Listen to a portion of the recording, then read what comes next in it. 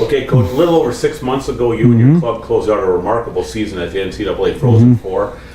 When you look back, say 10 or 20 years down the road, what's going to stick out most about that 2016-17 Bulldogs? Just a very resilient group. They had, they were unique in that way. There's a very unique calmness to that team, that they never panicked. They believed, there was a lot of trust in that team, in each other. I think that was a reason why we won a lot of those tight games, and they just believed they could win, and I think that carried us to that point. And even in the final game, they still believed they could win, and made a strong push in the third period, but just came up a little short. Now moving ahead to 2017-18, for the second straight year, you lost a sizable group of players, either graduation or early departures. In 2015-16 it was 9. Last year it was 10. That's 19 players over the last 2 years. What's the secret to staying among the elite teams in the country when you're seeing that kind of turnover? Well, we'll find out. I think last year was a little bit, last year was different because we had an older team. This year, I think it's a mix. Obviously, we're bringing a lot of young guys, freshmen into the fold here, and again, it's trying to keep the game simple for them to start to get them adapted quickly.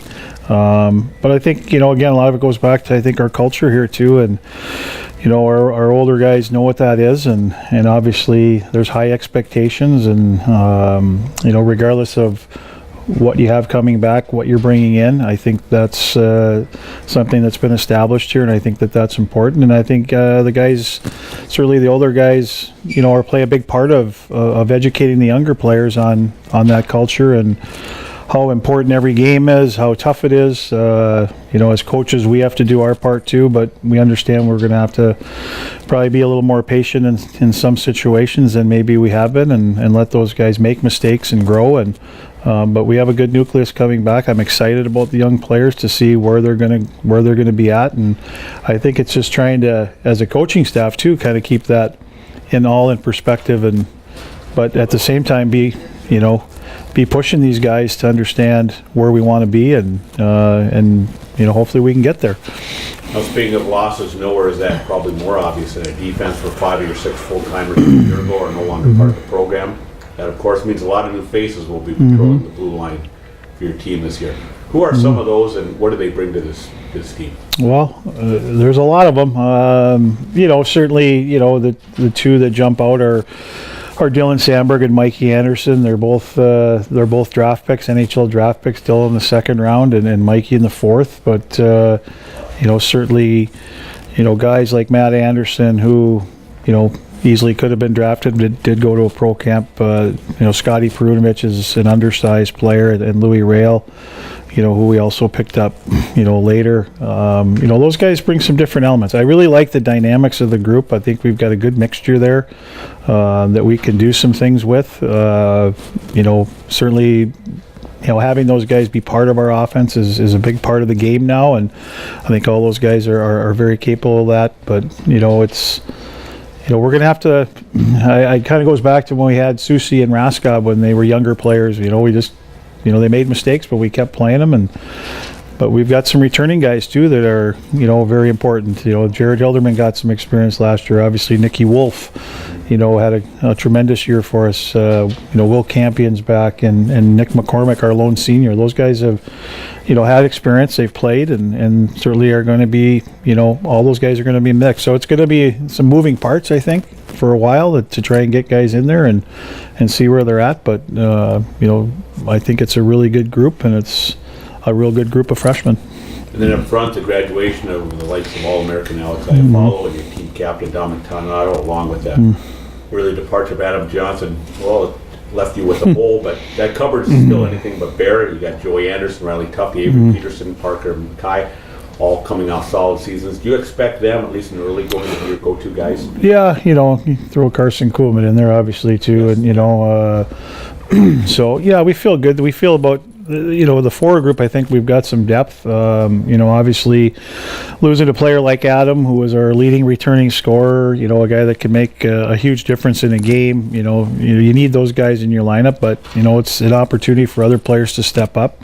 Joey had a huge impact last year. Riley really came on in the second half, so we're looking for those guys to continue that. We add Peter Krieger into the mix, who sat out last year, but brings a lot of offensive skill. So there are some guys that are going to be in our lineup that are going to be able to hopefully fill that void a little bit. And like every year, I say there's guys that have to step up and really have good years and upgrade their years from the previous year. And guys, like Jared Thomas, who's a senior, those guys can contribute offensively. So it's going to be, interesting to see who steps up. But I like the depth we have there, and we might not have maybe quite the dynamics we did last year, but I like the fact that we've got some speed and we've got some skill and we've got some guys that can certainly step up and do that. And you mentioned Carson Kuhlman. Yes, I'm certainly one of the go-to guys, but your team captain, you're a former team captain. I know that role has always meant so much to you and has been important to you. Tell us a little bit about Carson and his leadership and what stands out among those kind of traits with him. Well, I think I've said this to a number of people. If I could have 25 Carson Kuhlmans, it would be an easy job for a coach. He's a tremendous player. He's a better person. He's got a great work ethic. He's very detailed in his game. He's got a lot of respect from his teammates, and he's just very disciplined in everything he does. He's very consistent day to day in his routine, how he plays, the little things within the game. He's a player that you tell one time, and that's one time only, that to do something, or if there's something that didn't go the right way, he's fixing it, and it's not 3 or 4 times. But just a pleasure to coach. I think he's been a leader since he's gotten here. He's gotten votes pretty much the last 3 years as far as the captaincy or being one of the captains. So it was a pretty obvious choice, I think, this year for him to be a unanimous vote and be the leader of our team. And for the younger players, I think he's someone that they should look up to and try and emulate, because he's proven that over his time here. In the goal, you lost the real workhorse, the reliable puck stopper, Hunter Miska, early to the pros, but his 2 backups from a year ago, both Hunter Shepard and Nick Geary, are back, plus you signed Benjamin Pat.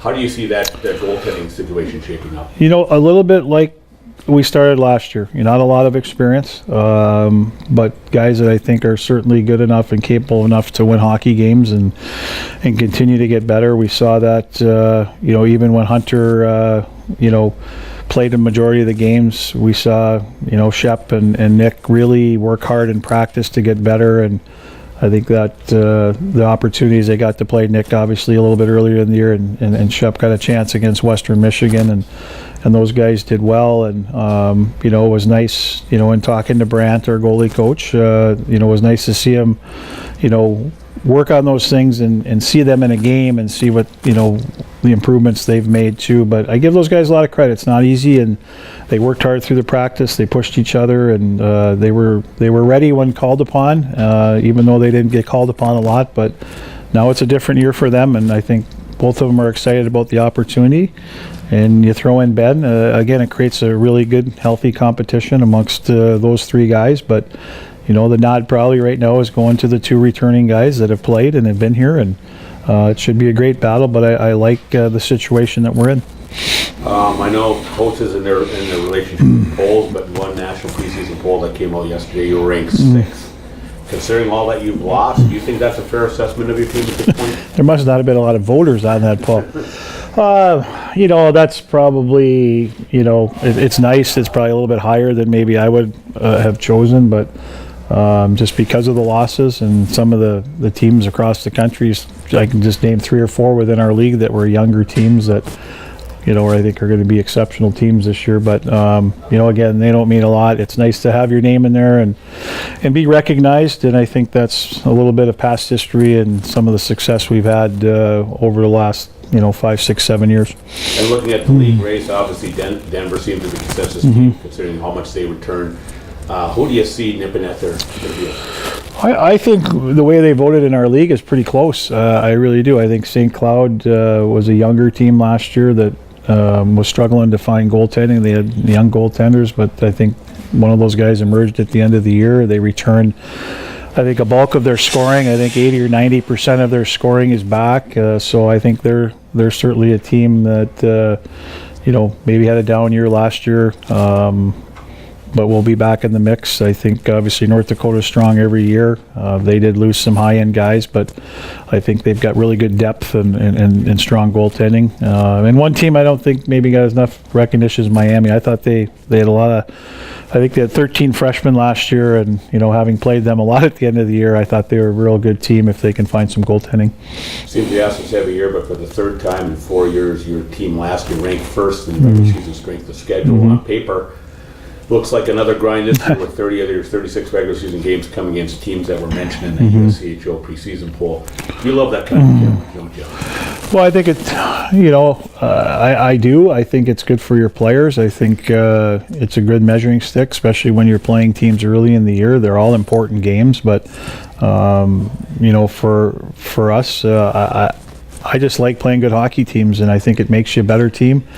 I think it prepares you too, non-conference wise, if you play those teams for our league.